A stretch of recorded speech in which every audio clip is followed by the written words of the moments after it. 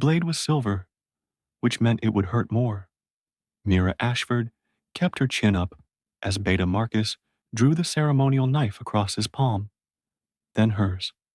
Their blood mingled in the stone bowl between them, and she felt the mate bond, already frayed and dying, begin to smoke like a cut wire. I, Marcus Stone of Silverstone Pack, reject you, Mira Ashford, as my mate and equal. The words hit harder than any physical blow. Around them, the harvest moon gathering fell silent. 200 wolves watched as Mira's knees buckled. The pain started in her chest, a tearing sensation, like someone had reached between her ribs and started pulling. She gasped, tasted copper, felt something vital inside her snap. Marcus didn't even look at her as she hit the ground. The bond is severed, Elder Catherine announced. The moon goddess has witnessed. Mira's vision blurred. Through the haze of agony, she saw Marcus step away, already moving toward Sophia Kane, the Alpha's daughter, blonde and perfect and politically useful. So that was it then. That was all Mira had ever been, a stepping stone. She needed to leave, now, before she humiliated herself further by screaming or crying or begging him to explain why 3 years of promises meant nothing. Mira pushed herself up on shaking arms. The crowd parted for her, but not out of respect, out of pity. She could smell it on them, thick and cloying. Poor Mira. Poor broken, rejected Mira. She made it to the tree line before her wolf forced a shift. The change was agony, with the bond still raw, but her wolf was stronger than her human heart. Together, they ran. The blackthorn forest opened before her like a mouth. Every pack member knew the stories. The blackthorn was old land, cursed land, where pack bonds went to die and wolves went to disappear. The trees grew so thick that sunlight couldn't reach the ground. Even in summer, frost clung to the roots. Mira didn't care. Let the forest take her. Let something else finish what Marcus had started. She ran until her paws bled, until her lungs burned, until the pain in her chest became a constant white noise. She ran until she couldn't remember why she was running, only that she had to keep moving or she'd die right here in the dirt. When she finally collapsed, she was human again, naked, bleeding, freezing, and standing in front of a cabin that shouldn't exist. Mira blinked. The building stood in a small clearing, its logs dark with age, but somehow intact. No decay, no rot. The windows still held glass, frosted and thick, but unbroken. A stone chimney rose from one side, and the door was carved with symbols she didn't recognize. Pack maps listed nothing out here except deadfall and animal dens. This cabin wasn't supposed to be here, but Mira was too cold and too broken to question it. Shelter was shelter. She crawled up the 3 steps to the porch. Each movement sent fresh waves of pain through her chest, where the bond had torn free. Goddess, did it always hurt this much? Or had Marcus's rejection been particularly brutal because he'd never truly accepted her in the first place? Mira reached for the door handle. The moment her bloody fingers touched the iron, the symbols carved into the frame exploded with silver light. She jerked back, heart hammering.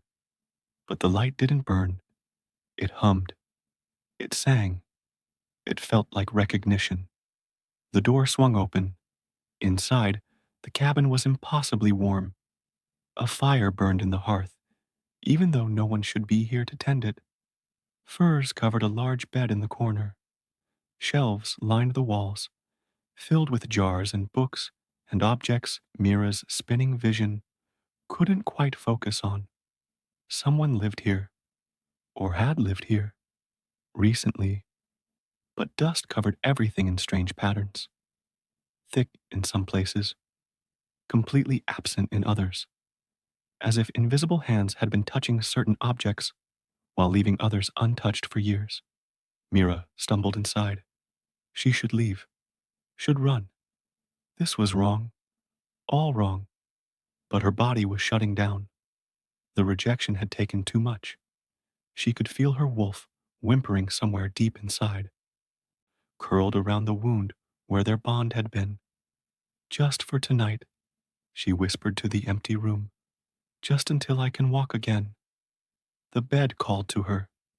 The furs were thick and soft, and they smelled like pine and winter and something else, something wild and ancient that made her wolf stir with interest despite the pain.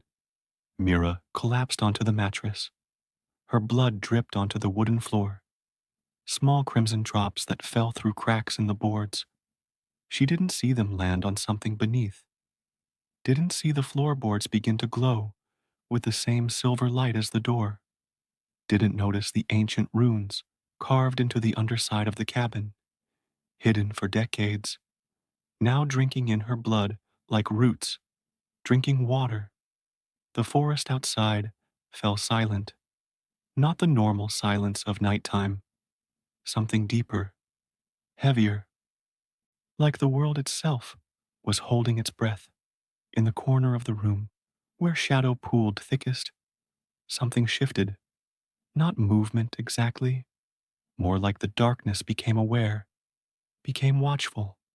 It had been waiting a long time, and now, finally, someone had bled on the threshold. Mira's eyes closed. She sank into unconsciousness, into dreams of silver light and ancient voices whispering words she couldn't understand.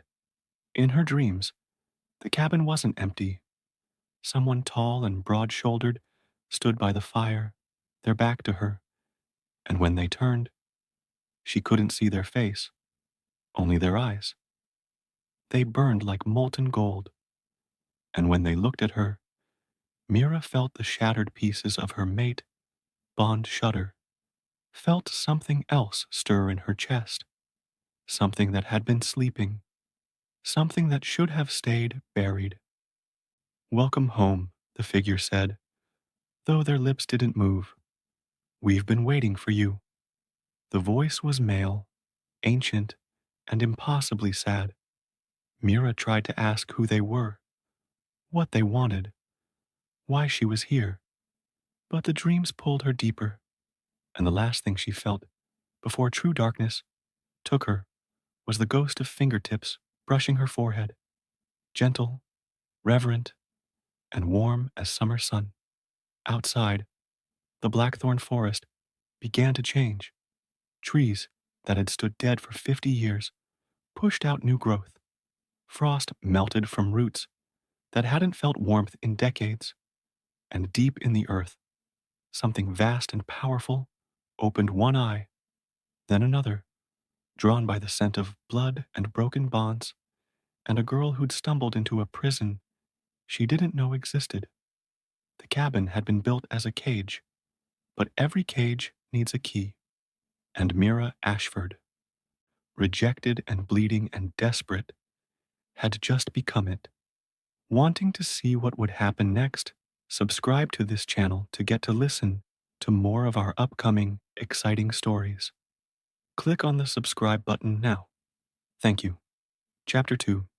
Dominic Thorne had lived 300 years, ruled the wolf nations for 2 of them, and never, not once, lost a trail. Until now. He stood at the edge of the blackthorn forest, watching his best tracker vomit into the bushes. Again, that made 4 wolves in the last hour who couldn't maintain their shifted forms within 50 feet of the tree line.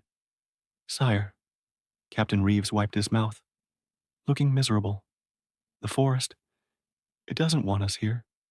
Forests don't have preferences. Dominic kept his voice level, though his wolf was clawing at his insides, demanding they move. Now, she was in there, hurt, alone. His wolf had been going insane since they'd arrived at Silverstone Pack 6 hours ago, which made no sense. He'd never met Mira Ashford, had no connection to her beyond the investigation, but his wolf didn't care about logic. With respect, Alpha King, this one does. Reeves shifted his weight, and Dominic caught the tremor in his hands. Fear. His captain was afraid. The Blackthorn is old land. Cursed land. The maps don't go deep because the surveyors never came back. Dominic had heard the stories. Every wolf knew about the Blackthorn. But stories were just stories, and he needed to find the girl before. Before what? Before she died from rejection trauma? That would be the logical concern. Omegas rarely survived bond severance, especially not public, ceremonial rejections like the one Marcus Stone had performed. The magic was too brutal, the severing too complete. Except Mira Ashford hadn't died. She'd run, and something about that bothered Dominic more than he wanted to admit.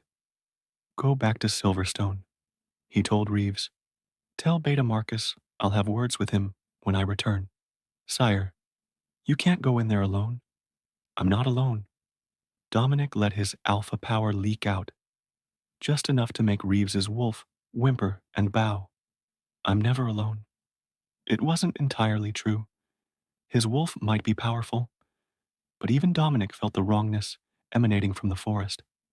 The air was too still, the temperature too cold for autumn, and underneath it all, a pressure that made his teeth ache. Magic, ancient and angry. He shifted before he could second guess himself. The change was instantaneous. 3 centuries of practice had made it effortless. His black wolf was larger than any natural animal, with silver-tipped fur that marked him as royalty. Alpha King, the strongest of their kind. The Blackthorn Forest didn't seem impressed. The moment his paws crossed the boundary, the trees closed in. Not physically, though they seemed to lean toward him, branches reaching, but metaphysically. Pack bonds were Dominic's specialty. He could feel the connections between wolves, strengthen them, sever them if necessary. It was what made him king. But this was pack magic, turned inside out, perverted. The forest was rejecting him on a fundamental level, trying to erase his presence, like an immune system attacking infection. Dominic snarled and pushed harder. His alpha authority had brought nations to heel. One cursed forest wouldn't stop him. The trees groaned. The path ahead shimmered like a mirage, then solidified. Dominic ran. He followed Mira's scent, blood and pain and something else. Something that made his wolf keen with recognition, even though they'd never met her. Her trail was hours old, but still strong, as if the forest had preserved it.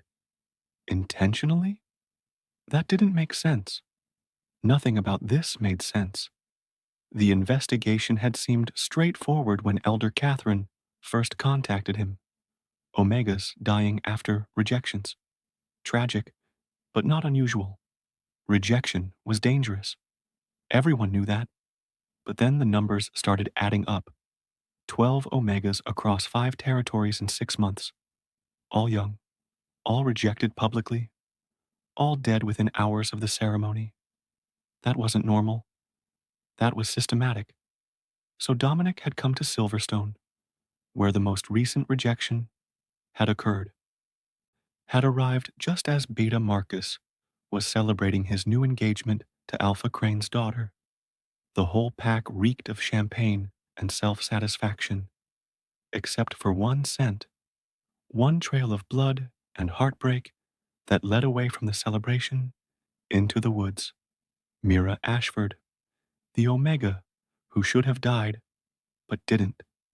Dominic leaped over a fallen log, his paws finding purchase on frost-slicked ground that shouldn't exist in autumn, The deeper he went, the colder it became, the more wrong. His wolf should be terrified, should be telling him to turn back. Instead, it urged him forward. Faster. She needs us. But she wasn't his. Wasn't his mate. Wasn't his responsibility. Wasn't. The scent hit him like a fist. Dominic skidded to a stop, nearly crashing into a tree. His wolf's reaction was immediate and visceral.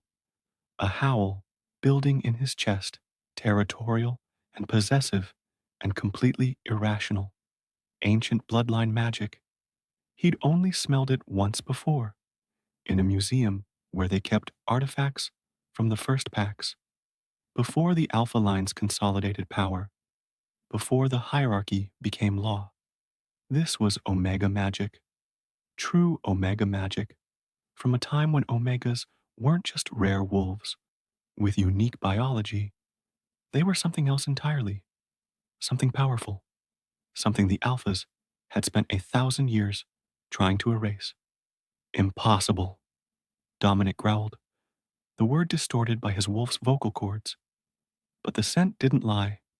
Mira Ashford carried ancient blood, which meant everything the Council had told him about the dying Omegas was wrong. This wasn't about weak wolves failing to survive rejection. This was a purge. The realization made his blood run cold. Someone was hunting down the last remnants of the ancient bloodline. Someone who knew what to look for, how to identify them, and had enough influence to organize public rejections across multiple territories. Someone on the council. Dominic forced himself to keep moving. Politics later. Find the girl first. The forest fought him every step. Roots tried to trip him. Branches whipped at his face. The temperature dropped until his breath fogged in the air. But his alpha will was stronger than whatever curse protected these woods. And slowly, painfully, he forced a path through. When he finally broke into the clearing, he nearly missed the cabin entirely. It sat in the center of the space like it had grown there, so perfectly integrated with its surroundings that his eyes wanted to slide right past it. The logs were dark with age, but the structure was sound, impossibly sound for something this deep in cursed woods. And the door. Dominic shifted back to human form, not caring about his nakedness in the cold. He needed hands, needed to touch those symbols carved into the doorframe, because he recognized them. Moon's mercy, he breathed. Old language, the script the first packs had used, before everything was standardized, before the Alphas rewrote history. He could only make out a few words. Sanctuary, protected, ours, a cabin marked in old language, hidden in cursed woods, radiating magic that predated the council itself. This couldn't be what he thought it was. Dominic approached slowly. His wolf was going insane, torn between territorial aggression and protective instinct. The cabin was wrong. The cabin was threat. The cabin held what they'd been looking for. All three thoughts were simultaneously true. He made it to the porch steps before the barrier slammed into him. It felt like hitting a wall of solid light. No, worse. It felt like every alpha instinct he possessed screamed rejection at once. His skin burned. His wolf howled. His power, usually absolute, shattered against the cabin's defenses, like waves against stone. Mira. He didn't know why he shouted her name. Didn't know why his wolf demanded she answer. Mira Ashford, I'm here to help. No response. Dominic circled the cabin, looking for weakness. The windows were frosted, but through one he caught a glimpse of the interior. A bed, furs, and on the bed, a small figure glowing with silver light. His wolf lost its mind. Mine, it snarled. Ours. Protected. Get to her now. She's not ours, Dominic said through gritted teeth. We've never met her. His wolf didn't care about technicalities. He tried the barrier again, using his full alpha authority this time. The magic that made other wolves submit, that could force shifts and break bonds and command absolute obedience. The cabin's defenses didn't even flicker. Instead, something else responded. The shadows between the trees began to move. Not metaphorically, literally. Darkness peeled away from bark and stone, coalescing into shapes that made Dominic's 300-year-old instincts scream. Wolves, spectral wolves, with eyes like moonlight and teeth that gleamed silver. He counted 6, 8, a dozen. They materialized from nothing, surrounding him, their forms flickering like they couldn't quite maintain physical presence. Guardian spirits, he whispered. His grandmother had told him stories. Before the council forced her to stop teaching the old ways, she'd spoken of the first packs, of the magic they'd wielded, of the protections they'd woven. The spirits didn't attack. They just watched, waiting. Dominic held his ground. He was Alpha King. He didn't back down from threats, metaphysical or otherwise. I mean her no harm, he said, addressing the spirits as he would any pack. She's hurt. I'm trying to help. The largest spirit, a female with a scarred muzzle, stepped forward. When she spoke, her voice echoed directly in his mind. Alpha King, Alpha Threat, Alpha Destroyer of the old ways. I'm not. He stopped. Because she was right. His entire reign had been built on alpha supremacy, on maintaining the hierarchy, on ensuring omegas remained rare, controlled, manageable. He'd never questioned it before. She is ours now, the spirit continued. First blood on the threshold. First to claim sanctuary in 300 years. We protect what the moon goddess has given back to us. 300 years. The same length of time Dominic had been alive. The same length of time since the purge, he said slowly. This is from the purge. This is from before. The spirit's eyes flashed. This is what you destroyed. The pieces clicked into place. The sanctuary of the first Omega. It had been legend, myth, a story used to scare young alphas into submission. The place where Omegas had hidden during the Alpha Wars, protected by magic so powerful even the strongest wolves couldn't break through. The place that had vanished the day the last ancient Omega died. She's not ancient, Dominic argued. She's modern pack. Silverstone lineage. She is bloodline. True bloodline. The magic knows its own, which meant someone in Mira's ancestry had been ancient, had passed down the markers, dormant, until rejection trauma awakened it. You're killing her. Dominic gestured toward the cabin. That much magic will burn through a modern wolf. Her body can't handle it. Then she will die in sanctuary, in peace, as is her right. No. His wolf surged forward, and Dominic let it. Let the alpha power pour out unchecked. Let his eyes bleed gold. Let his authority shake the ground. She doesn't die. Not her.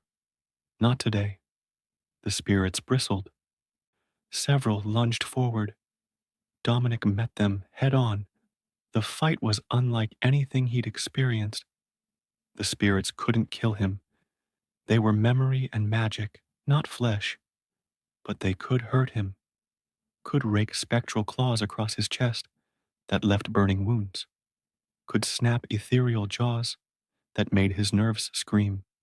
He fought anyway, because his wolf was beyond reason now, beyond logic, beyond anything except the absolute certainty that Mira Ashford could not die in that cabin.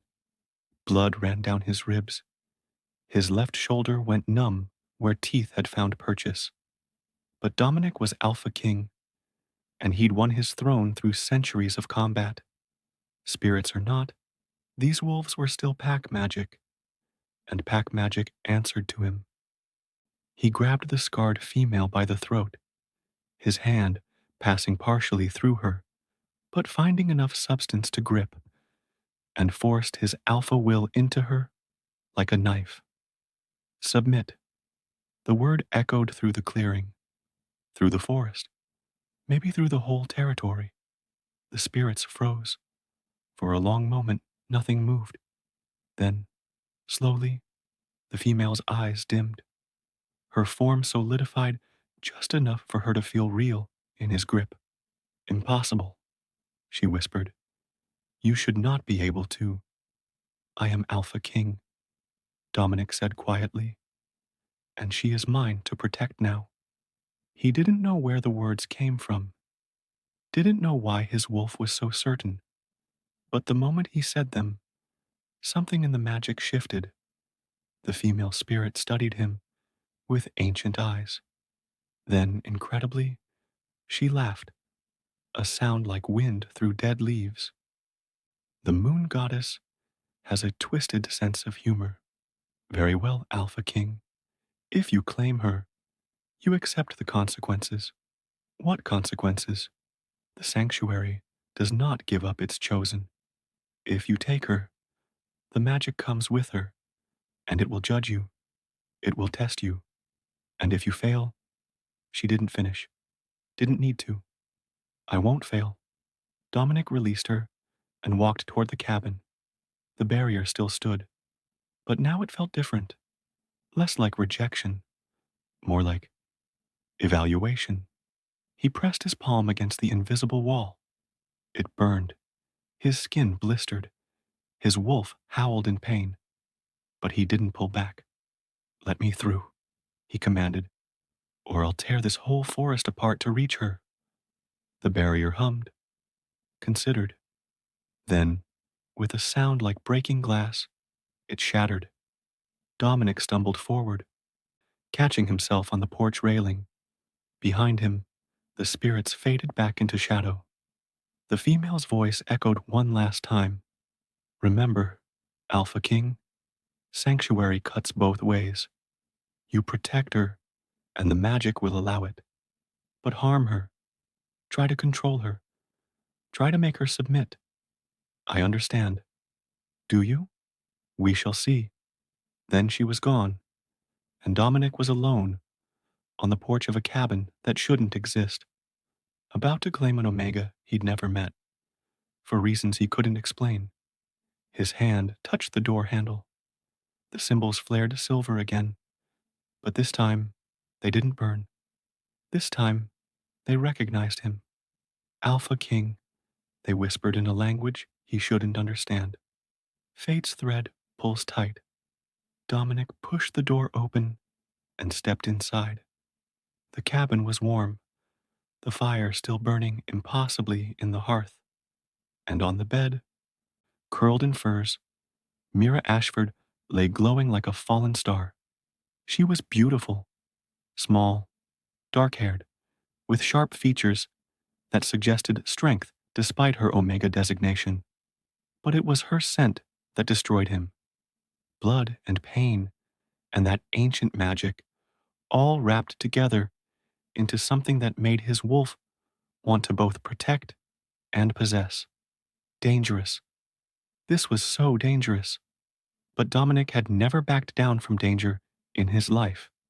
He crossed to the bed and knelt beside her. Up close, he could see the silver light wasn't coming from her skin. It was coming from beneath her. The floorboards glowed with runes, and Mira's blood had traced patterns he recognized from his grandmother's forbidden lessons. What have you done, little Omega? He murmured. As if hearing him, Mira stirred. Her eyes fluttered open, brown, deep, filled with confusion and pain. Then they focused on him, and her wolf rose to the surface. You, she whispered. from my dream. Dominic froze. What? I dreamed of golden eyes watching me, of someone waiting. Her hand reached up, trembling, and touched his face. Her fingers were ice cold. Are you real? I'm real. He caught her hand, keeping it against his cheek. His wolf purred at the contact. I'm Dominic. I'm here to help. Help. She laughed, and it was the saddest sound he'd ever heard. No one helps. Rejected Omegas. We're broken. Used up. Marcus said, Marcus is a fool. The words came out as a growl, and he's going to answer for what he's done. He didn't do anything wrong. The rejection was clean. Legal. Tears slipped down her face. I'm the one who wasn't good enough. Something in Dominic's chest cracked. This small, powerful, ancient-blooded Omega thought she wasn't enough because some political climber Beta had rejected her. Mira. He said her name firmly, demanding her attention. Listen to me. You're not broken. You're not used up. You're... He stopped. Because he couldn't tell her the truth. Couldn't explain that she was the last of an ancient bloodline. That she'd accidentally activated a legendary sanctuary. That her rejection had likely saved her from assassination. Not yet. Not when she was this fragile. You're under my protection now, he finished instead. As Alpha King, I'm claiming right of sanctuary for you. Her eyes widened. You can't. I'm nobody. I'm just... You're mine. The possessive word slipped out before he could stop it. My responsibility. My territory. And no one, not Marcus, not the council, not anyone, touches what's mine. Mira stared at him. Then, impossibly, she smiled. Small and broken, but real. You don't even know me? No, Dominic agreed. But I'd like to. Outside, the blackthorn forest began to wake. The trees that had stood dead for decades pushed out new growth. Frost melted, and deep in the earth, ancient magic stirred, recognizing that something had changed. The sanctuary had found its guardian, and the Alpha King had found something he didn't know he'd been searching for. If you're still listening to this story up to this point, why don't you subscribe to this channel to continue getting impactful daily stories like this? We would be most grateful if you can do that to help boost this video to reach everyone. Thank you. Chapter 3. Mira woke to silver light and the taste of copper in her mouth. For a moment, she couldn't remember where she was. Then, it all came rushing back. Marcus's rejection, the forest, the cabin, the Alpha King with golden eyes, who'd promised protection she didn't deserve. She sat up, and the room spun. The fire still burned in the hearth, which was impossible. She'd been unconscious for how long? Hours? Days? The light coming through the frosted windows was gray and diffused, giving no hints about time. Her body felt strange, not painful exactly, but humming, like every nerve was slightly more alive than it should be. She looked down at her hands and gasped. Silver light traced patterns beneath her skin, following her veins like luminescent thread. What? She touched her arm, and the light pulsed brighter. What's happening to me? You are awakening. The voice came from everywhere and nowhere. Female, ancient, carrying the weight of centuries. Mira scrambled backward on the bed, searching for the source. Who's there? I am what remains. I am the sanctuary. I am Lunara's legacy. The name hit her like a physical blow. Images flooded her mind. A woman with dark hair and fierce eyes running through a forest much like the blackthorn. Blood on her hands, terror in her scent, and behind her, wolves. Dozens of them. Hunting. Mira pressed her palms against her temples. Stop.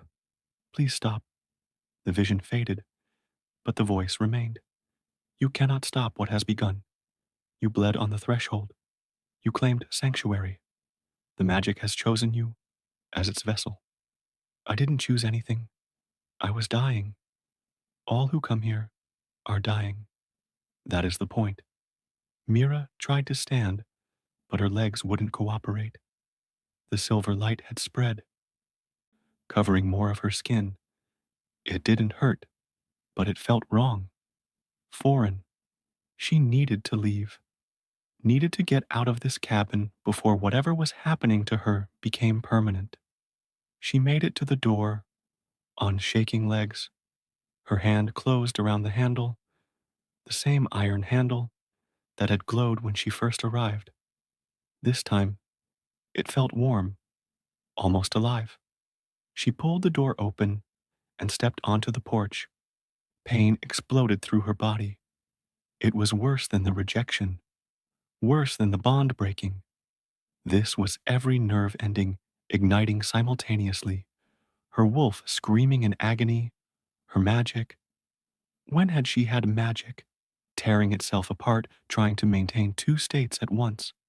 Inside the cabin, outside the cabin, both, neither. Mira collapsed, gasping. The moment her body crossed back over the threshold, the pain stopped. No, she whispered. No, no, no. She tried again. Same result. 3 steps onto the porch before agony forced her back. She was trapped. The sanctuary protects itself. The voice said, almost gentle, until you master the magic, you cannot leave. If you try to force it, the pain will kill you. Then teach me, Mira's voice cracked. Teach me how to master it so I can leave. Silence. Then, I cannot teach what must be learned, but I can show you what came before. The cabin around her began to change. The walls didn't move, exactly, but they became translucent, overlaid with images from another time. Mira saw the same room, but different. Newer furniture, different furs on the bed. And standing by the fire, her back to Mira, was a woman. She turned, and Mira's breath caught. It was like looking in a mirror. Not identical. The woman was taller, her features sharper, but the resemblance was undeniable. Same dark hair, same bone structure, same brown eyes that held too much pain for someone so young. Lunara, Mira breathed. The vision. Lunara didn't respond. She was memory, not ghost. She moved through the cabin with practiced ease, checking the door's wards, feeding the fire, preparing for something, for someone. A howl echoed through the forest, deep and commanding, full of alpha power. Lunara's hands stilled. Her wolf rose to the surface, making her eyes flash. He found me. Her voice was clearer than the cabin's whispers, real, as if Mira was actually there, watching it happen. How? Lunara moved to the window, peering out. I covered my tracks, used every spell the coven taught me. How did he? Another howl. Closer. Lunara's hands began to glow with silver light, the same light currently tracing Mira's veins. She pressed her palms against the door, and symbols flared to life. The same symbols Mira had seen when she arrived. Sanctuary, Lunara whispered. I claim sanctuary under the old laws. Moon goddess witness, I am Omega of the ancient line, and I invoke the right of protection. The cabin shuddered. Magic poured through it like water through a dam. Too much, too fast, desperate and raw. And then he was there. The Alpha. He materialized from the forest, massive and dark-furred, and radiating power that made Mira's wolf whimper even through the vision. But when he shifted to human form, Mira's heart stopped. Golden eyes, broad shoulders, a face that was somehow familiar despite belonging to someone who'd lived centuries ago. He looked almost exactly like Dominic. No, Mira whispered. That's not possible. But the vision continued. Vision Lunara stood in the doorway, defiant despite her terror. You cannot enter, Alpha King. The sanctuary forbids it. Lunara? His voice was deep, pained. Please, I'm not here to hurt you. Liar. She spat the word. You've been hunting me for months. You and your witch. I never wanted. He stopped, seemed to be wrestling with something. She lied to us both. The council, the treaty, all of it. She's been manipulating the mate bonds, trying to eliminate the ancient bloodlines before they can. Before they can what? Threaten alpha supremacy? Lunara laughed bitterly. We never wanted power. We just wanted to live without being breeding stock for your political games. I know. I know that now. The alpha moved closer, but the barrier stopped him. Silver light flared where his hand touched the invisible wall. But she's coming, Lunara. The witch. She knows where you are, and she's bringing the council. If you stay here, you'll die. Then I'll die free. Lunara raised her chin. I've woven a curse into this sanctuary. Any alpha who finds it will be bound here, unable to leave until the Omega inside releases them. Let the council come. Let them all come. They'll be trapped here until they understand what they've done to us. Horror crossed the alpha's face. You can't. That kind of magic. It'll consume you. Kill you. I'm already dead. Tears streamed down Lunara's face. You made sure of that when you broke our bond. I never. He pressed both hands against the barrier now, and Mira could see the pain it caused him. Lunara, I never rejected you. The witch made it look like I did. She performed a false ceremony, corrupted the magic. Our bond is still there. I can feel it. Stop. Lunara's voice broke. Just stop. I felt it break. I felt you tear yourself away from me. It was an illusion. Desperation made his alpha power spike. Please, love. Please believe me. I would never. The vision shifted. Time jumped forward. Days. Weeks. The alpha still stood outside the cabin. But now he looked haggard, exhausted. And Lunara. Lunara was dying. Mira could see it in the vision. The silver light that should have been protecting her was instead eating her alive. Her skin was translucent, her eyes sunken. The curse had taken everything. I'm sorry, she whispered to the empty cabin. I'm sorry I wasn't strong enough. Outside, the alpha howled. The sound was pure anguish. Then the scene dissolved, and Mira was back in the present, gasping. Do you see? The voice asked. Do you understand what you've inherited? She loved him. Mira's voice shook. She loved him, and she thought he betrayed her. She was wrong. The witch had manipulated them both. But Lunara died before she learned the truth, and her curse remained, waiting. For me. For someone with the bloodline. Someone strong enough to survive what she could not. Mira looked at her hands, at the silver light still pulsing beneath her skin. And if I'm not strong enough, then you will die as she did. Slowly, painfully, alone. A sound from outside made her jump. Footsteps on the porch. Mira moved to the window and peered out. Her heart lurched. Dominic stood in the clearing, very much not gone. He'd made a camp, a tent, supplies, a fire ring. As she watched, he added wood to a small blaze, his movements efficient and practiced. How long had he been there? 3 days, the voice supplied. 3 days you've been unconscious. 3 days he's been waiting. Why? Mira pressed her palm against the glass. Why would an Alpha King waste time on someone like me? Perhaps you should ask him, Before Mira could respond, Dominic looked up. His eyes, those impossible golden eyes, locked onto hers through the window. He moved toward the cabin immediately, stopping just short of where the barrier must be. This close, Mira could see the damage, claw marks across his chest, barely healed, burns on his hands. His face was drawn with exhaustion. You're awake. His voice carried through the glass easily. Relief flooded his scent. Thank the goddess. I was starting to think. He stopped, shook his head. How are you feeling? Mira didn't know how to answer that. Terrified? Confused? Cursed? I can't leave, she said instead. The cabin won't let me. Something flickered across his face. Understanding, maybe. Or resignation. The sanctuary curse, he said. I was afraid of that. You know about it? I know stories. Legends.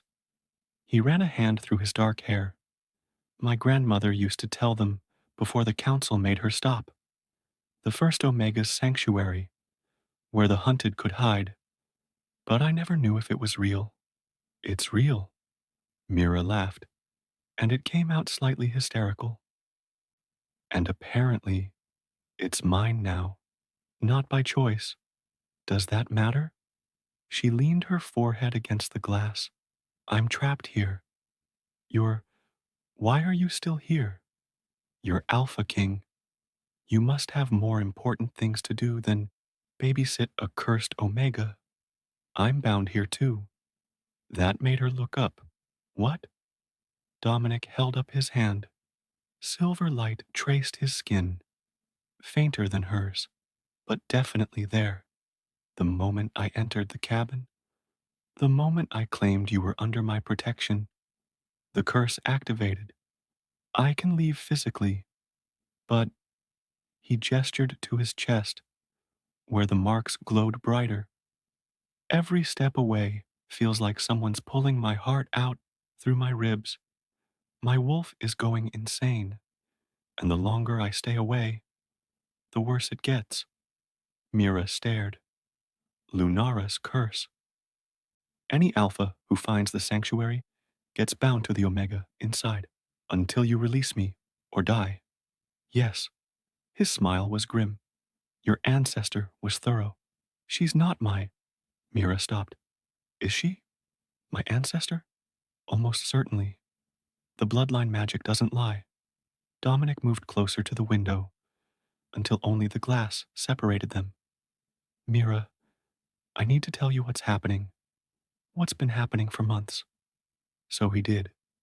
He told her about the Omega deaths, about the pattern of public rejections, followed by swift, mysterious fatalities, about his investigation into corrupted bond magic and political manipulation, about his theory that someone on the council was systematically eliminating ancient bloodline carriers.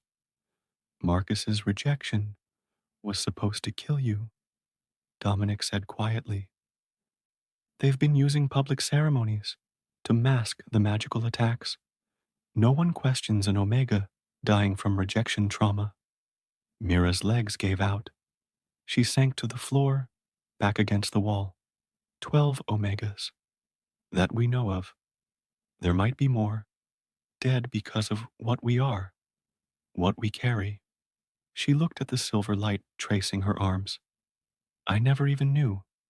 My family never told me we had ancient blood. Most don't know. The records were destroyed during the purge. Dominic crouched down, putting himself at her eye level through the glass. But someone knows. Someone who can identify carriers and has the influence to organize rejections across territories. Who? I don't know yet. But I will find out. His alpha power leaked through, making the promise feel like a physical thing. And when I do, they'll answer for every life they've taken. Mira wanted to believe him, wanted to trust that this powerful Alpha King actually cared about dead Omegas and ancient bloodlines. But Lunara's vision haunted her. She thought he betrayed her, Mira said softly. Lunara, she died thinking the Alpha she loved had rejected her, when really it was all manipulation, a witch corrupting the bond magic. Dominic's expression shifted. The visions showed you that? The cabin shows me everything. Her memories, her pain. Mira met his eyes, her curse, and in the vision, the Alpha King looked like you. Silence stretched between them. I'm not him, Dominic finally said. I know. Logically, I know that. Mira pressed her palm against the glass. But the curse doesn't care about logic. It's designed to trap alphas, to punish them. And you're bound here because of it. I'm bound here because I chose to be. He matched her gesture, palm to palm, with only glass between them. I could have walked away after the spirits attacked, could have left you to the curse. But my wolf, he trailed off, looking frustrated. What about your wolf? It recognized you. The admission seemed to cost him. The moment I caught your scent at Silverstone, something in me knew. Not the mate bond. That's different, and I don't think we have it. But something older, deeper. The bloodline magic, Mira whispered. Ancient alphas and omegas weren't meant to be enemies. That came later, with the council and the hierarchy. Exactly. His hand pressed harder against the glass, as if he could push through to touch her. My wolf remembers what we were before. Partners, equals. And it's telling me you're meant to be protected, not controlled.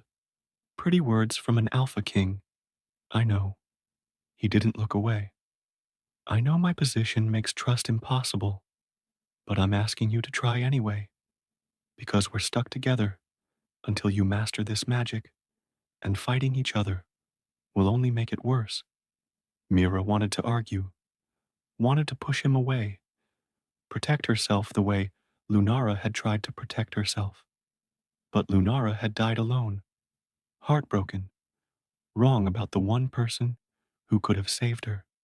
Tell me about the investigation, Mira said instead. Everything. If someone's hunting my bloodline, I want to know who and why. Relief crossed Dominic's face. He settled into a more comfortable position, prepared for a long conversation. Over the next hours, or maybe days. Time was strange in the cabin. They talked. Dominic explained the political structure of the council, the territories, the complex web of alliances that kept their world functioning. Mira shared what the visions had shown her about ancient pack dynamics, about Omega magic that wasn't weak, but wildly different from Alpha power. We weren't meant to fight, she said at one point, watching silver light dance across her fingers. Alphas command pack bonds. Omegas heal them. Betas maintain them. It was supposed to be balanced until someone decided Omegas were too powerful and needed to be controlled. Dominic's voice was bitter. The purge wasn't about protecting our kind. It was about consolidating power. Your power, my ancestors' power. I inherited the throne they built on Omega bones. He looked at his hands, at the faint silver glow. I can't undo what they did, but I can stop it from happening again. Another vision hit without warning. Mira gasped as the cabin dissolved around her. She was Lunara again, standing in this same room. But the Alpha outside wasn't alone anymore. A woman stood with him, beautiful, dark-haired, with eyes that glowed with unnatural purple light. She won't come out, the Alpha was saying. I've tried reasoning with her, but she won't listen. Of course she won't. The witch's smile was cruel. You broke her heart, shattered her trust. Why would she believe anything you say now? But I didn't. I know you didn't. The witch patted his arm condescendingly. I did, but she doesn't know that, and she never will. The curse she's woven will kill her long before truth becomes relevant. The Alpha's face crumpled. There has to be a way. Some spell. Some magic. Oh, there is. The witch's eyes gleamed. But it requires sacrifice. An Alpha bonded to the curse, willingly trading his life for hers. Done. No hesitation. Tell me what to do. So noble. The witch circled him like a predator. So selfless. But here's the thing about curses, Alpha King. They twist even the purest intentions. If you bind yourself to save her, the curse will use you, will turn you into the very monster she fears. You'll hurt her eventually, whether you mean to or not. I would never. You will, because that's what the curse does. It makes betrayal inevitable. The witch leaned close, whispering, So what will it be? Let her die in peace, or doom her to suffer by your hand? The vision shifted. Time jumped forward again, and now Lunara lay dying in the bed.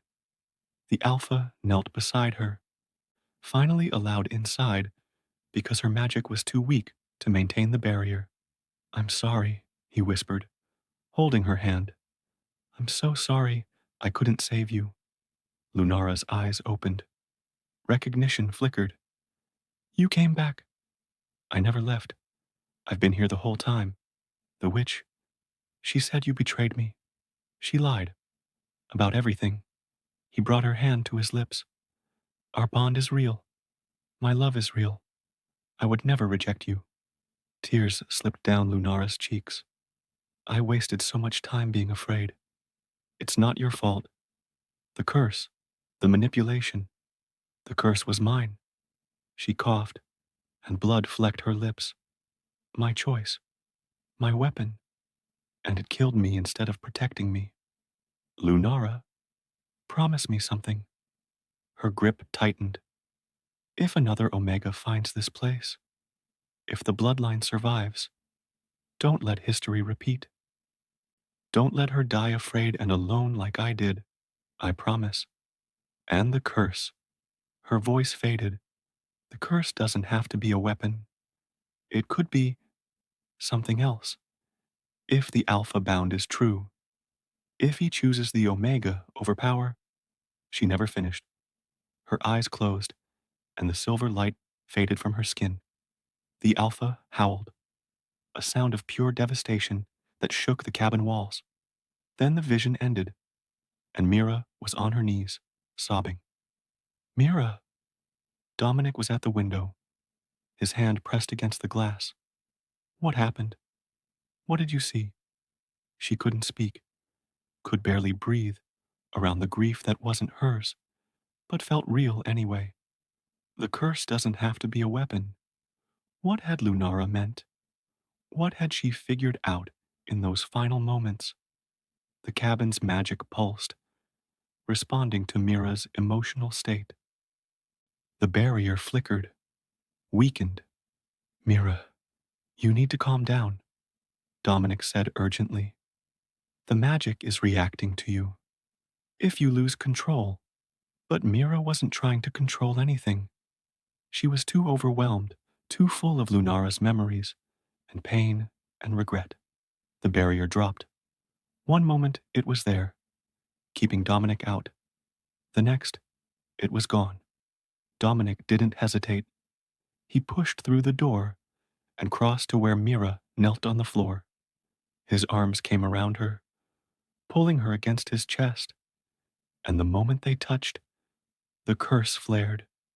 Silver light exploded through both of them, binding and burning and transforming.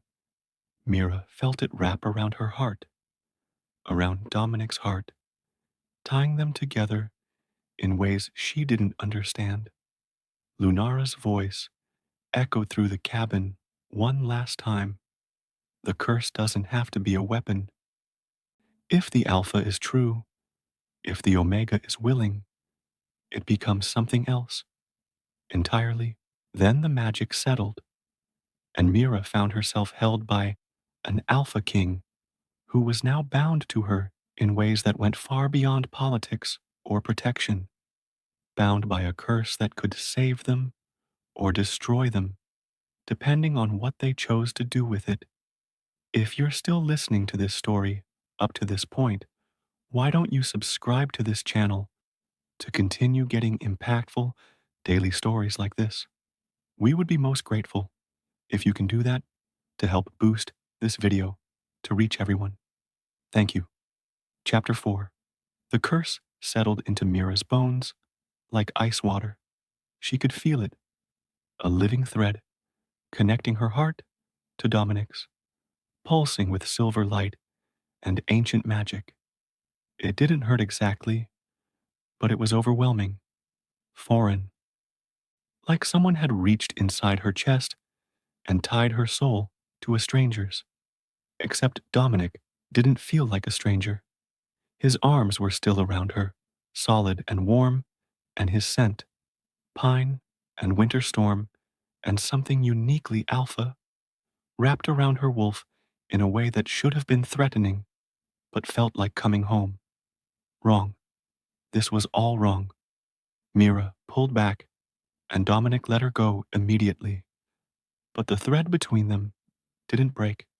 She could still feel him, sense his emotions, like echoes of her own: concern, confusion, and underneath it all, a protective instinct so fierce it made her wolf whimper.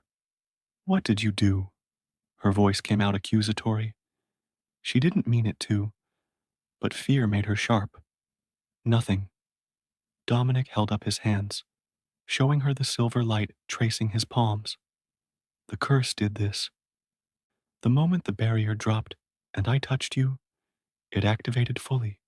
Activated fully, Mira repeated.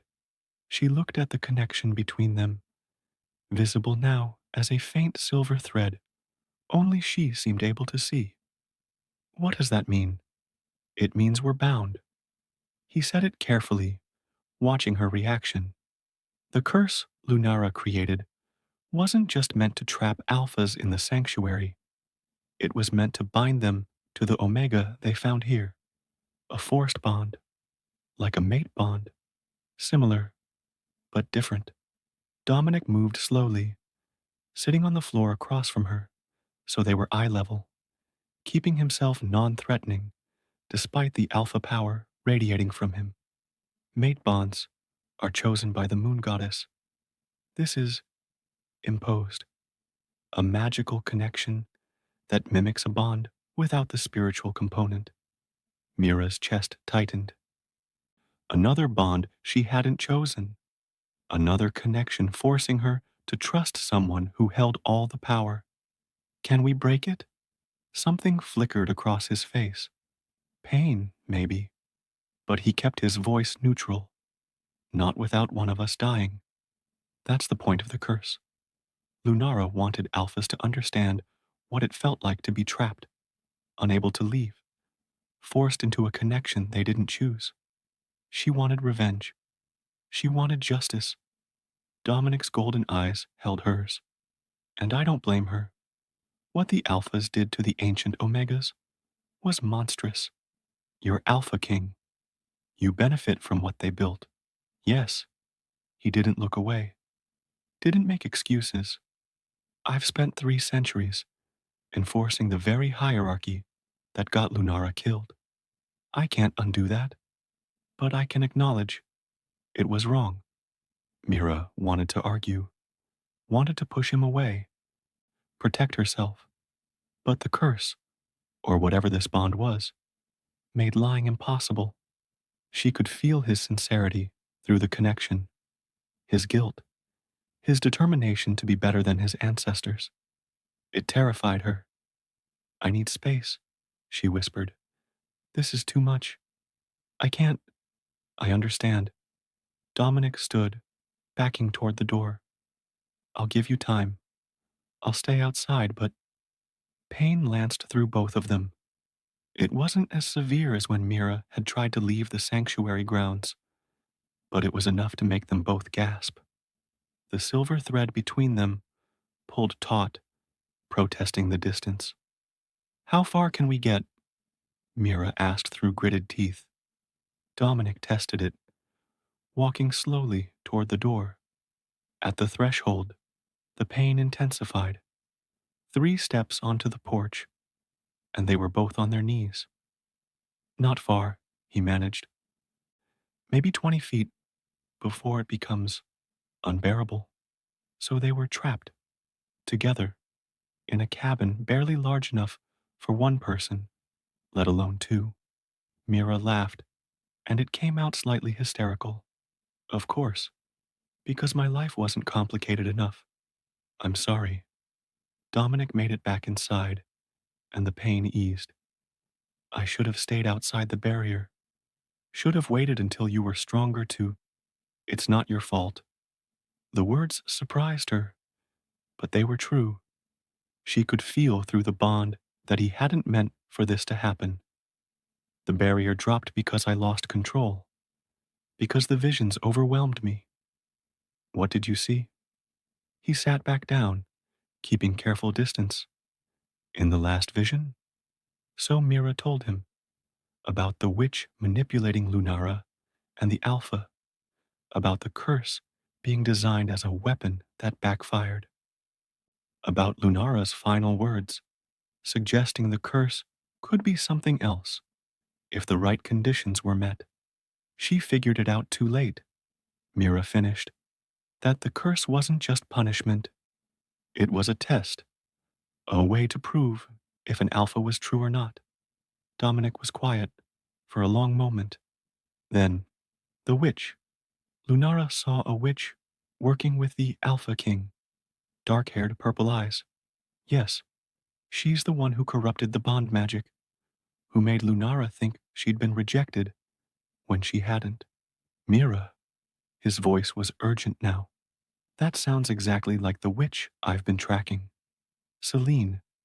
She's been on the Council's radar for months, moving between territories, always near when an Omega dies. But we've never been able to prove her involvement. The pieces clicked into place. She's still alive. After 300 years, some witches can extend their lives through dark magic, blood magic. Dominic's hands clenched into fists. If she's been orchestrating Omega deaths to harvest bond energy, goddess, how many has she killed? Before Mira could answer, the cabin shuddered. It wasn't physical. The walls didn't move, the floor didn't shake.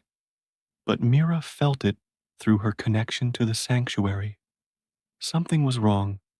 Something was approaching. Someone's here, she whispered. Dominic was on his feet, instantly, moving to the window. His body went rigid. It's Marcus. Mira's heart stopped. She forced herself to stand, to join Dominic at the window, despite how much she didn't want to see. Marcus stood at the edge of the clearing, and he wasn't alone. 4 other wolves flanked him, enforcers, by the look of them, large, aggressive, trained for combat. And beside Marcus, a woman who made Mira's wolf cower in instinctive terror. Dark hair, beautiful features, and eyes that glowed with unnatural purple light. Celine, Dominic growled, the witch from the vision. How is that possible? But even as Mira asked, she knew. Magic, dark magic, that could extend life, corrupt bonds, kill Omegas without leaving evidence. Celine smiled at the cabin, like she could see them through the walls. When she spoke, her voice carried easily, despite the distance. Alpha King Dominic Thorne. I'm impressed. I didn't think anyone would be strong enough to breach the sanctuary's defenses. Dominic didn't respond, but his alpha power leaked out, filling the cabin, making Mira's skin prickle. Don't be shy, Celine continued. I know you're in there. You and the little Omega, who should have died 3 days ago. her eyes fixed on where Mira stood. Marcus, darling, your rejected mate is looking quite alive. I thought you said the ceremony was performed correctly. Marcus shifted uncomfortably. It was. She shouldn't have survived.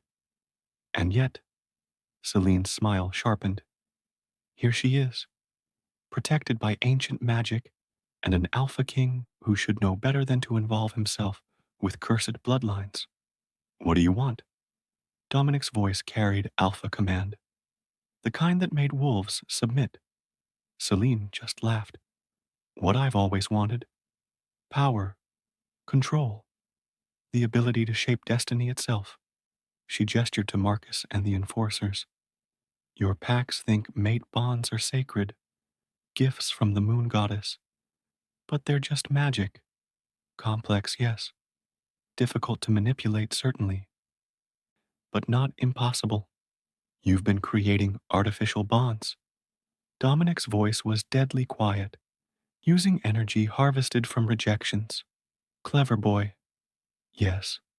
Celine began walking slowly around the clearing, studying the cabin's defenses. Do you know how much power is released when a mate bond breaks? Especially an omega bond? It's exquisite. Pure, concentrated magic just floating free, ready to be collected. Mira felt sick. The omega deaths. You've been killing them on purpose. Not killing, darling. Harvesting. Celine's tone was conversational, like they were discussing the weather. The rejections weaken them. The severed bonds release energy. And when they die, well, that's just unfortunate side effects. Weak wolves can't handle the trauma. 12 omegas, Dominic said. 12 lives. 17 actually. But who's counting? Celine stopped, facing the cabin directly, and all of it leading to you, little Mira Ashford, last of the ancient bloodline. Do you know what your bond energy could do? The power locked in your genetics? Mira's hands started shaking. I'm not giving you anything. You don't have to give it, sweet thing. I'll just take it. Celine's eyes began to glow brighter. Marcus was supposed to kill you 3 days ago, but you ran, and you found the one place I couldn't immediately follow. Clever. But now the Alpha King is here, bound by the sanctuary curse, and that changes everything. Magic began gathering around Celine, dark purple energy that made the air crackle. You can't breach the cabin's defenses, Dominic said. The sanctuary protects against outside threats. True.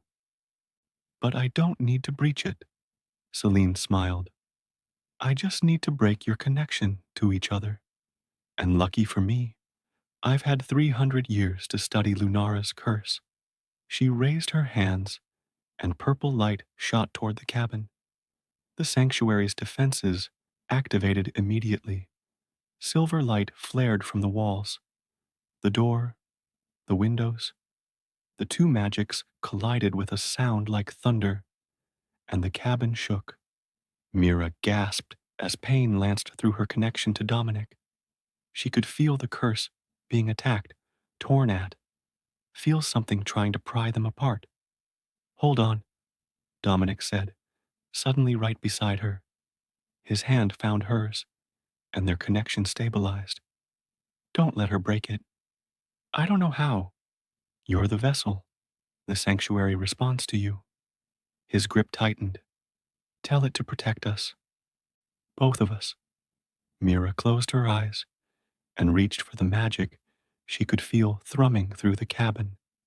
It was easier than before. Like the curse binding her to Dominic had also strengthened her connection to Lunara's legacy. Protect us, she thought desperately. Keep him safe. Keep us both safe. The sanctuary responded. Silver light exploded outward, creating a dome around the cabin that pushed back against Selena's attack. The purple magic sizzled against it, unable to penetrate. Selena's smile never faltered. Impressive. You're stronger than I expected. But strength isn't enough, little Omega. You need to understand what you're protecting. She gestured to Marcus. Tell her. Tell her what I promised you. Marcus looked uncomfortable, but spoke.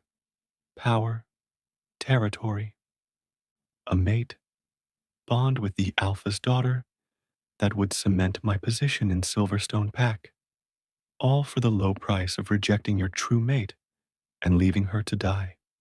Celine's voice dripped with false sympathy. He never cared about you, Mira. You were just a means to an end. I know. Mira's voice was steadier than she felt.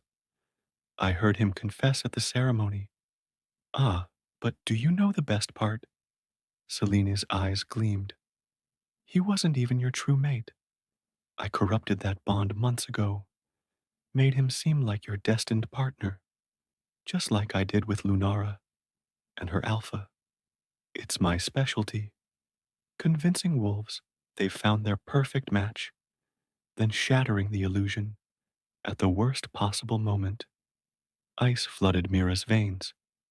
You, you made me think that Marcus was your mate? Yes. Celine looked delighted. The false bond was quite convincing, wasn't it?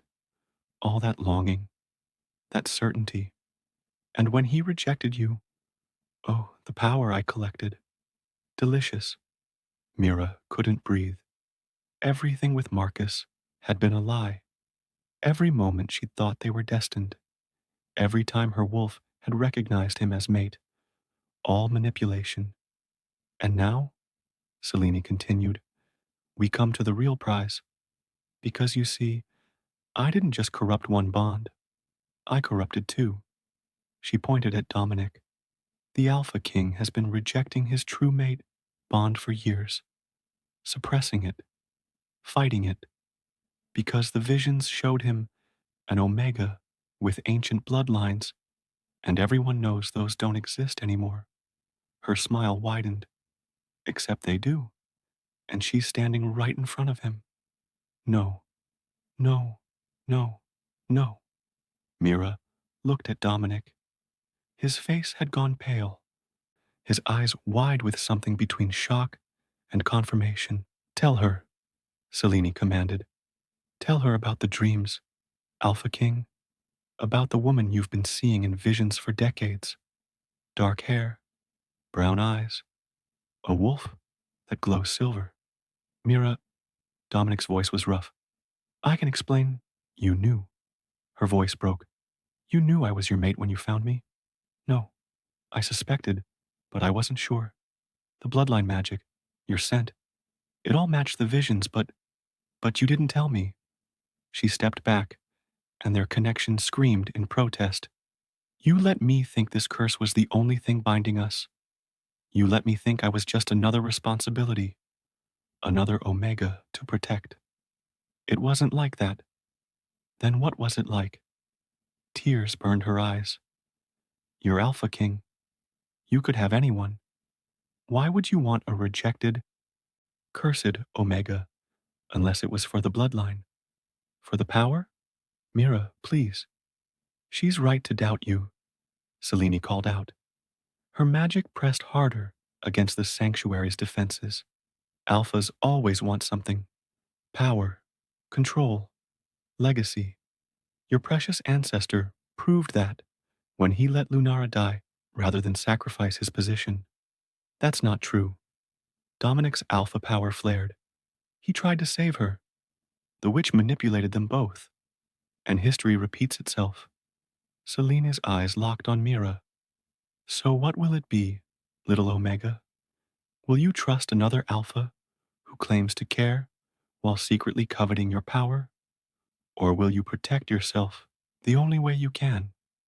Through their bond, Mira felt Dominic's desperation, his genuine emotion, his wolf howling that she was mate, was precious, was everything. But she'd felt false bonds before, had trusted Marcus, had believed the moon goddess had given her a partner. all lies. How could she trust her instincts when they'd been so wrong before? The magic building in her chest felt different from the curse, older, more primal.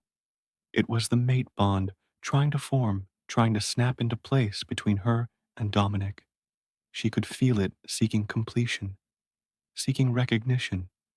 Say yes, something whispered in her mind. Accept him. Let the bond form. But accepting meant vulnerability, meant giving an Alpha King power over her heart the way Marcus had held power over her trust.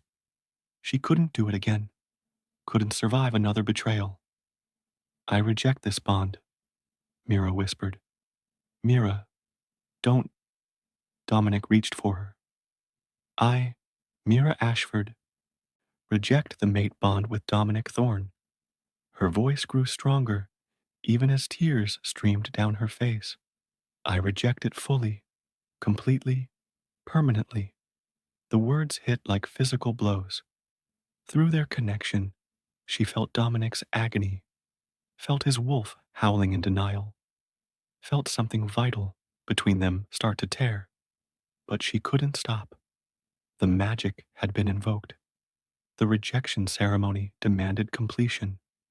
Moon goddess witness, she continued, the traditional words falling from her lips like poison. I sever this bond of my own free will. Silver light exploded from her chest. The mate bond, barely formed, fragile as spider silk, shattered. The backlash was catastrophic. Mira screamed as pain worse than Marcus's rejection tore through her. This was different, deeper, because this was a true mate bond, not a corrupted false one. And true mate bonds weren't meant to be rejected. Dominic collapsed, clutching his chest. The silver light connecting them turned black, then dissolved into nothing, and the power released from the severing, raw, ancient, omega magic from a bloodline that shouldn't exist, exploded outward in a shockwave that shook the entire forest. Celine's eyes went wide. Impossible. That much power? The wave hit her, sent her flying backward. Marcus and the enforcers scattered, unable to withstand the force. In the cabin, Mira felt her body shutting down. 2 rejections in 3 days. No Omega could survive that. Her wolf was dying, retreating so deep she might never find it again. The sanctuary's magic tried to hold her together, but even ancient power had limits. She collapsed. Distantly, she heard Dominic calling her name, felt him crawling toward her despite his own agony. I'm sorry, she wanted to say. I'm sorry I couldn't trust you. But the darkness was pulling her under, and this time she wasn't sure she'd wake up. The last thing she saw before unconsciousness took her was the silver thread between her and Dominic. Not gone, but damaged, broken, a severed bond that should have been forever. Outside, the forest fell silent, and Celine, picking herself up from where she'd been thrown, began to laugh. Perfect, she breathed, staring at the cabin where 2 wolves lay dying from a shattered true mate bond. Absolutely perfect. Because she'd just gotten exactly what she needed. Enough bond energy to complete her ultimate spell, the one that would let her control the Alpha King himself. If you're still listening to this story up to this point, why don't you subscribe to this channel to continue getting impactful daily stories like this? We would be most grateful if you can do that to help boost this video to reach everyone. Thank you. Chapter 5. Dominic had lived for 300 years, but he'd never felt time running out until now. Mira lay on the cabin floor, her breathing shallow and irregular. Her skin had taken on a translucent quality, like she was fading from existence itself. The silver light that had traced her veins was gone, replaced by darkness spreading from her chest outward. the physical manifestation of two shattered mate bonds, destroying her from the inside. No, he crawled to her side, his own body screaming in protest. His wolf was dying too, clawing at his insides, howling for a mate they'd lost before they'd truly found her. Mira, stay with me. She didn't respond, couldn't respond. Her wolf had retreated so deep he could barely sense it anymore, and the cabin, the sanctuary that had protected her, was falling apart. Not physically. Worse. The magic was destabilizing, reacting to Mira's failing life force, like a dying star collapsing in on itself. Dominic watched in horror as reality began to tear. Small rifts opened in the air, portals to other places. Through one, he glimpsed Silverstone territory. Through another, the northern wastes. The cabin's stored power, centuries of protective magic, was bleeding out uncontrolled. Sire! Captain Reeves's voice came from outside, distant and distorted. The forest is going insane. We're seeing Goddess above. Are those portals? Dominic didn't answer. His entire focus was on the woman dying in his arms. This was his fault. He should have told her about the visions the moment he found her. Should have explained that he'd been seeing her face in his dreams for decades. That his wolf had recognized her scent even before he understood what it meant. But he'd been afraid. Afraid she wouldn't believe him. Afraid she'd think he wanted her for her bloodline, not for herself. Afraid of appearing weak or manipulative or too desperate. And that fear had killed her. I'm sorry, he whispered, pressing his forehead to hers. I'm so sorry. I should have been honest. Should have given you the choice from the beginning, instead of trying to protect you from it. Choice. The word echoed in his mind, and suddenly he remembered something. Lunara's final words in the vision Mira had shared. The curse doesn't have to be a weapon. If the Alpha is true, if the Omega is willing, it becomes something else entirely.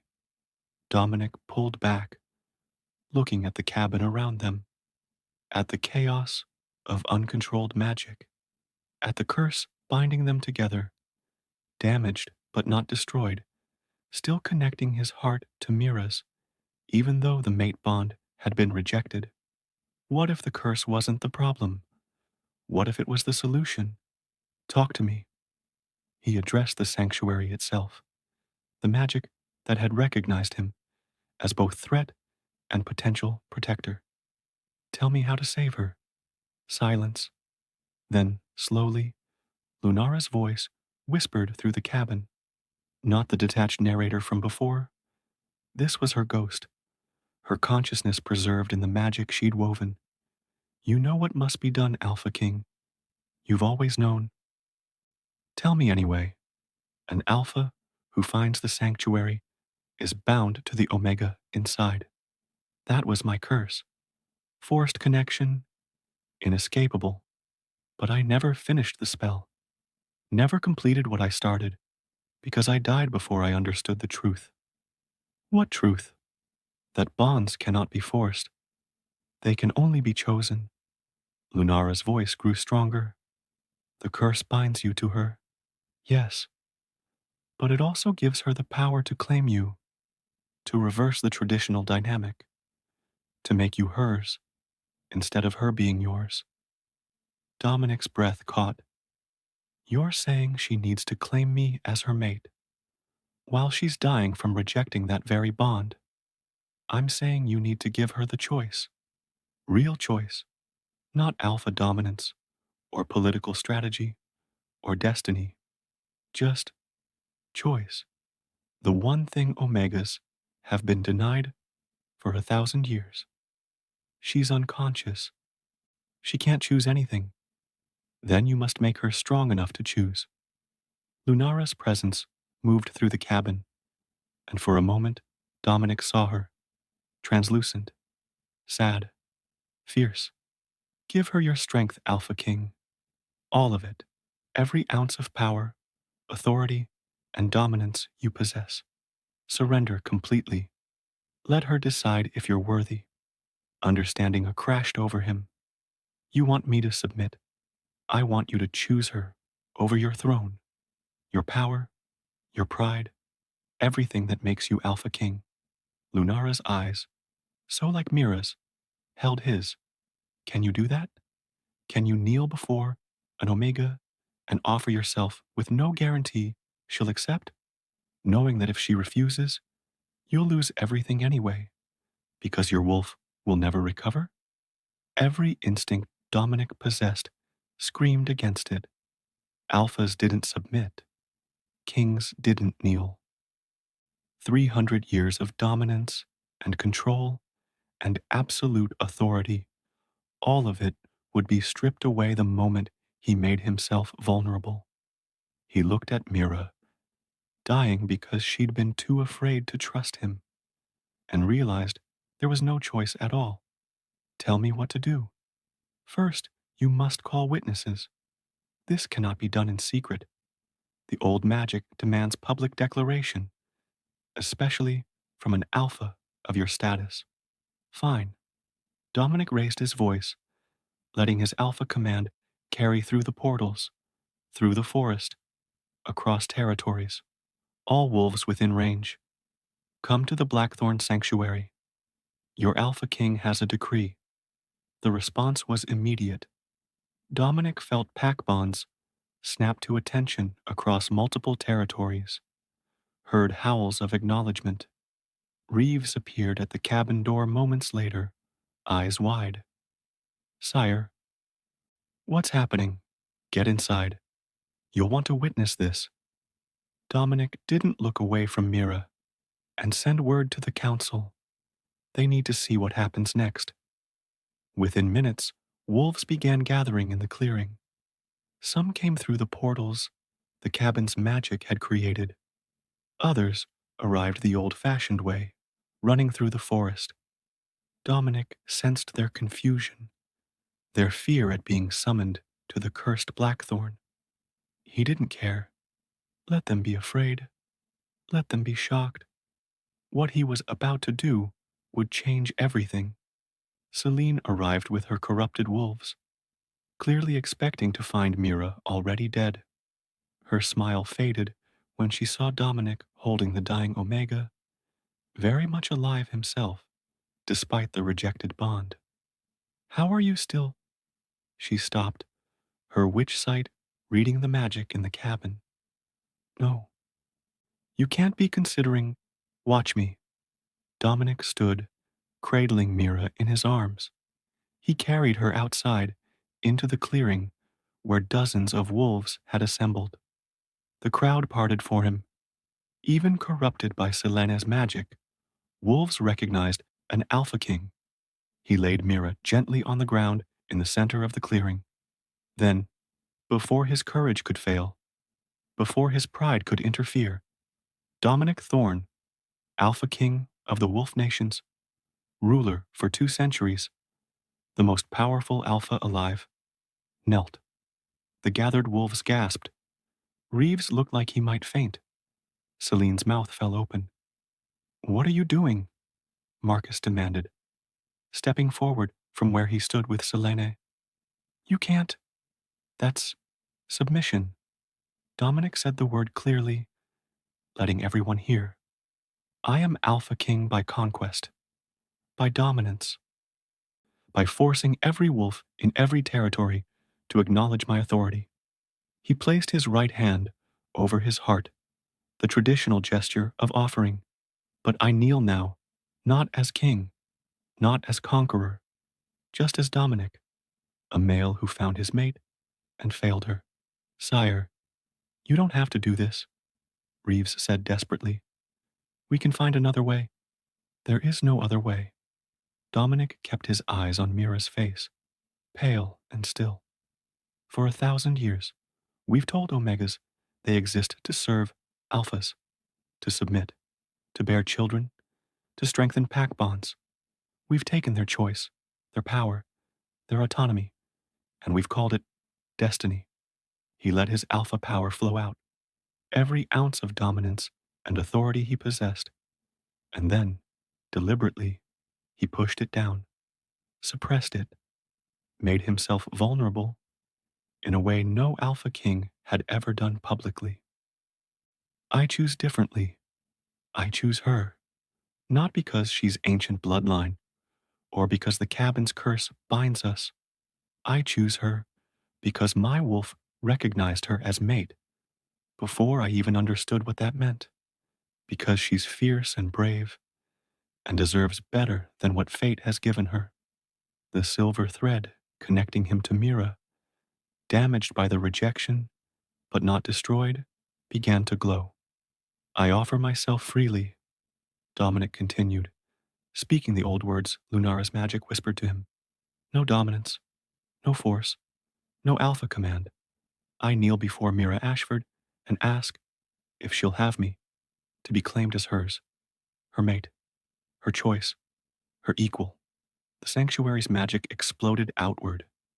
This wasn't the defensive silver light from before. This was pure Omega power, ancient and wild, responding to what Dominic had just offered. The magic flowed into Mira, filling her with strength she'd lost, calling her wolf back from the edge of death. Her eyes fluttered open. Dominic? Her voice was weak, confused. What are you? I'm giving you a choice. He stayed kneeling, making himself small for her, vulnerable. The choice I should have given you from the start. You can accept me as your mate. Truly accept, with your Omega magic claiming mine. Or you can refuse, and I'll leave. Either way, your life is yours. Your future is yours. I won't force anything. Mira struggled to sit up, and Dominic helped her, but didn't crowd her, didn't push, just waited while she processed what was happening. She looked at him, really looked, and he let her see everything. His fear, his hope, his wolf, whimpering and submissive, offering throat in the ultimate gesture of trust. You're Alpha King, she whispered. You can't submit. It goes against everything. I can. I am. Right now. He took her hand, held it gently. I've been strong my whole life, Mira. Dominant and powerful and in control. But none of that strength matters if I can't protect what's most important. And you're more important than any throne. Tears spilled down her cheeks. You saw me in visions. For decades, you said. Yes. Why didn't you tell me? Because I was afraid you'd think I only wanted you for the destiny, for the bloodline, for what you represent. He squeezed her hand. But I don't care about any of that. I care about you, the woman who survived rejection and ran into cursed woods, the woman who accidentally activated ancient magic and somehow didn't die, the woman who's too brave and too stubborn for her own good. A laugh burst from her, wet with tears. That's what you care about? My stubbornness? Among other things. He managed a small smile. Your courage, your strength, the way you didn't hesitate to reject me when you thought I was a threat, even though it could have killed you. The smile faded. I'm so sorry I gave you reason to doubt me. I should have been honest from the beginning. You should have, Mira agreed, but her hand tightened on his. But I shouldn't have rejected the bond without listening, without giving you a chance to explain. She looked at the crowd around them, at Celine watching with predatory interest. This is real? You're really giving me the choice? Completely real. I swear on my wolf, on my throne, on everything I am. This is your choice. The sanctuary's magic pulsed, confirming his oath. Mira closed her eyes. He felt her reaching through their damaged connection, testing it, feeling his emotions, his sincerity. The Omega magic Lunara had woven gave her the ability to sense lies, to know without doubt whether an alpha spoke truth. When she opened her eyes again, they glowed silver. The curse, she said slowly, it's not just a trap. It's a test. Yes. To find an alpha strong enough to be vulnerable, to choose an omega over power. She looked at their joined hands. Lunara never got to complete the magic because she died believing her alpha had betrayed her. But if she'd lived, if she'd known the truth, she would have claimed him. Dominic finished, not as Alpha King to submissive Omega, but as equals, partners, the way ancient wolves were always meant to bond. And that's what you want? True equality? It's what I'm offering.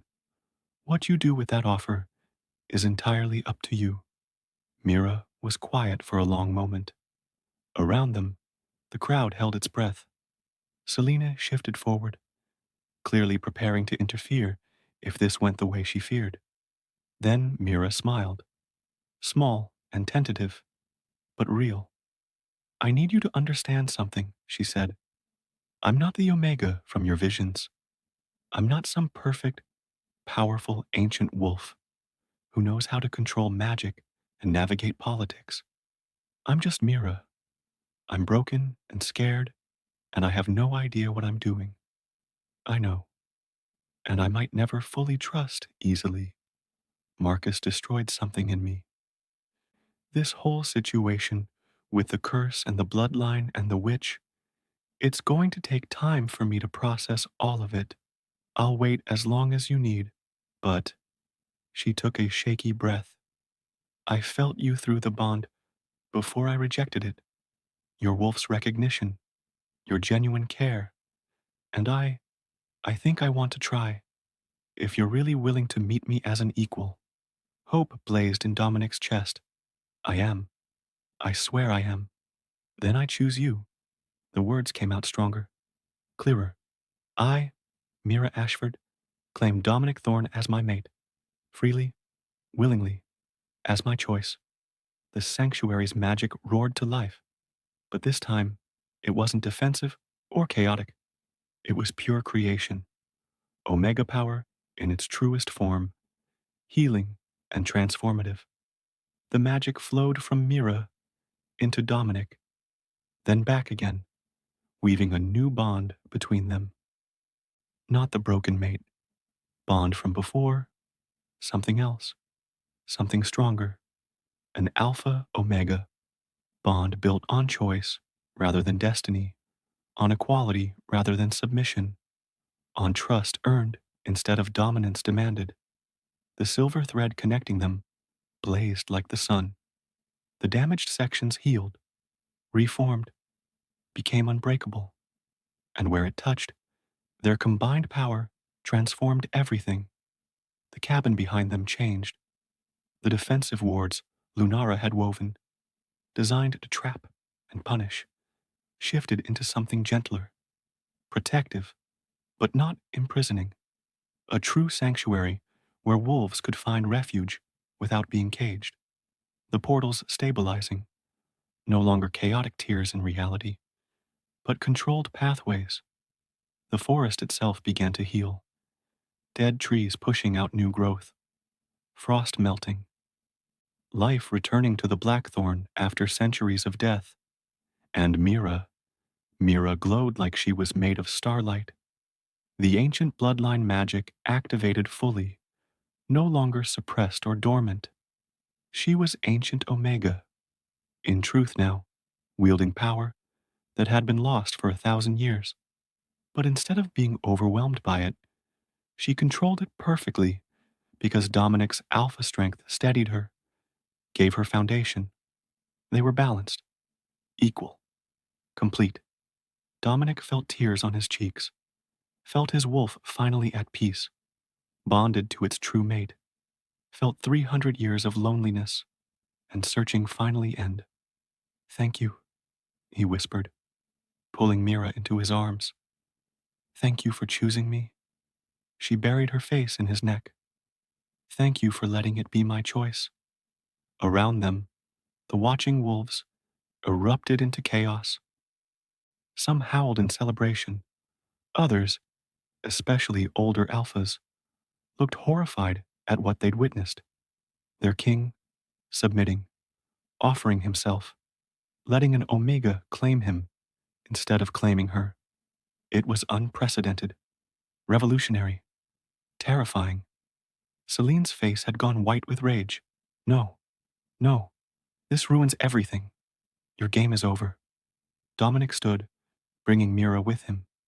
His alpha power returned, but different now, tempered by the Omega magic flowing through their bond. Stronger for being balanced. You've been harvesting bond energy, corrupting mate magic, murdering Omegas. It ends tonight. You can't prove anything. I can prove all of it. Mira stepped forward, and the sanctuary's magic followed her. This place holds memories. Every Omega who died, every corrupted bond, every manipulation, it's all recorded here. Lunara's magic preserved it. She raised her hand, and images began playing in the air above them. Omegas dying from rejection, Celine collecting the released energy, Marcus and other alphas making deals with the witch, trading Omega lives for power and position. The evidence was undeniable.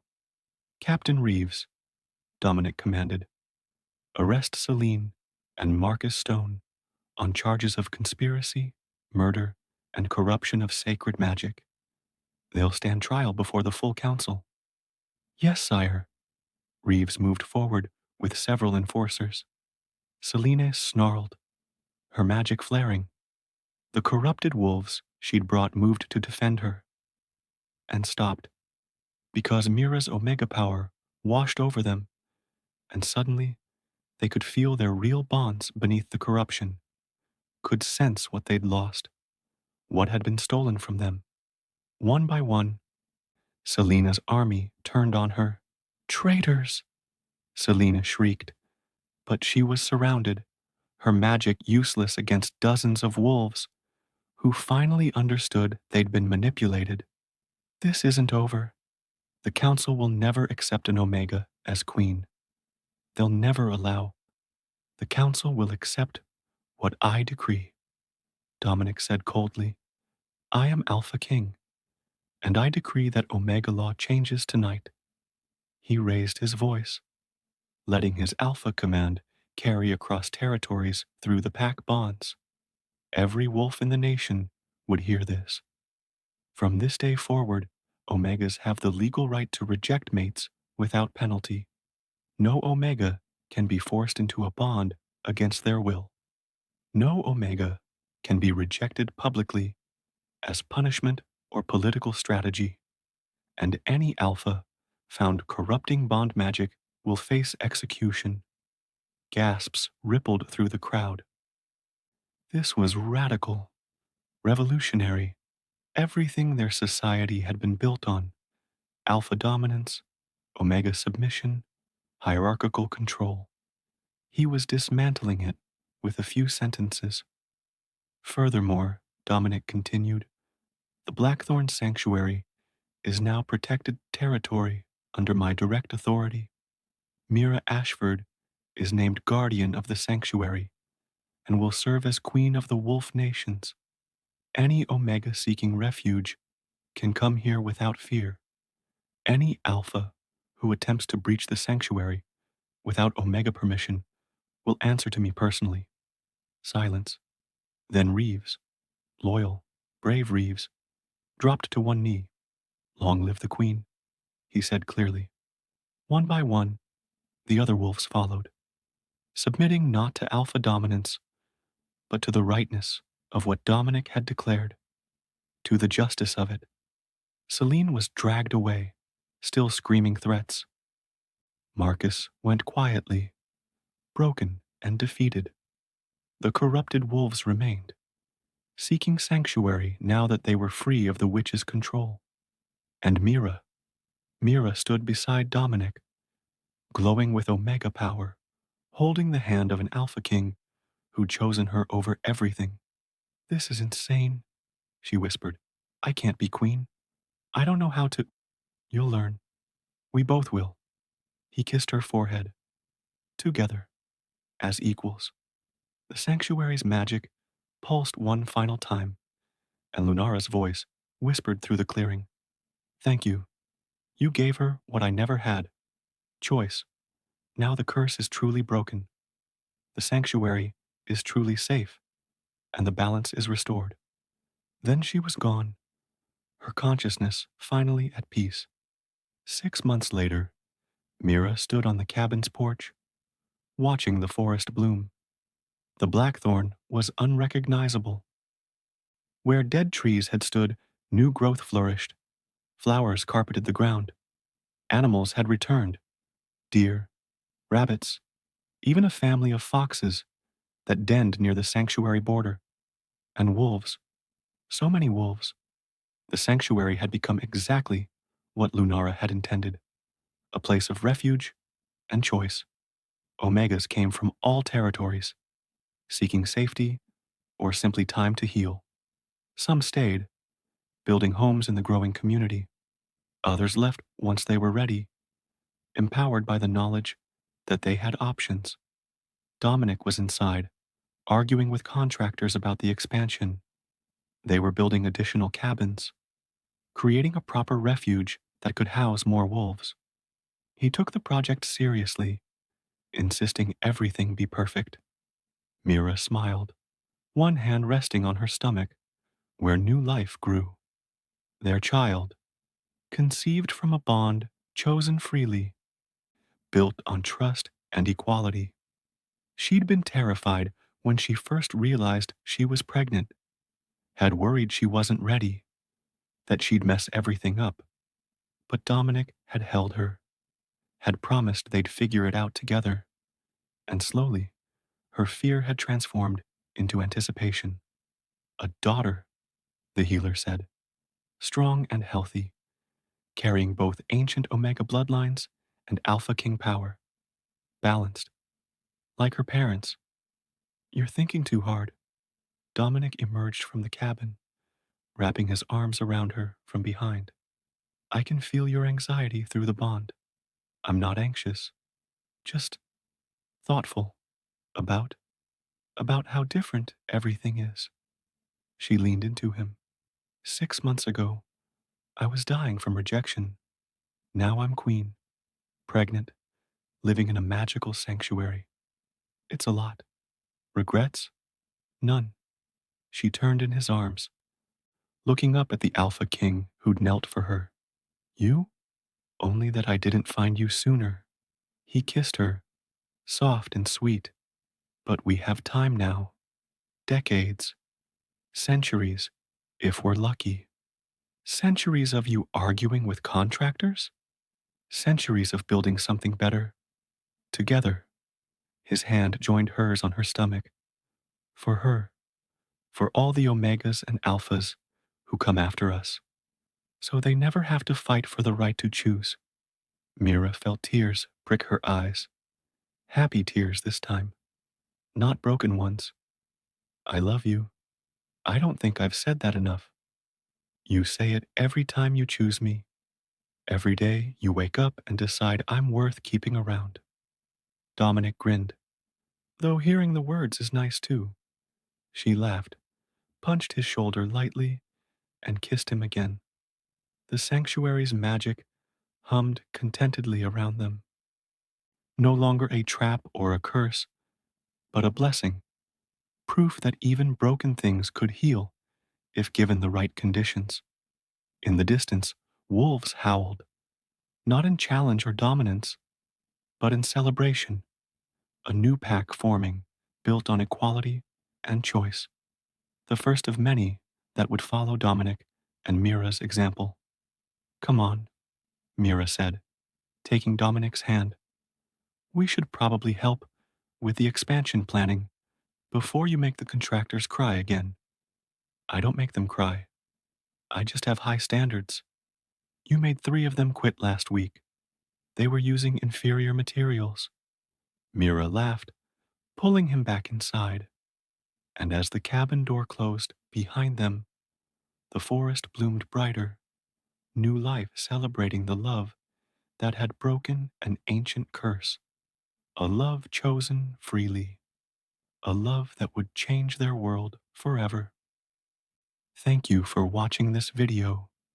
Subscribe, like, and share this video to continue listening to this type of story daily, and also to appreciate this community too. I would like to hear your wonderful opinion about this story. Please comment below.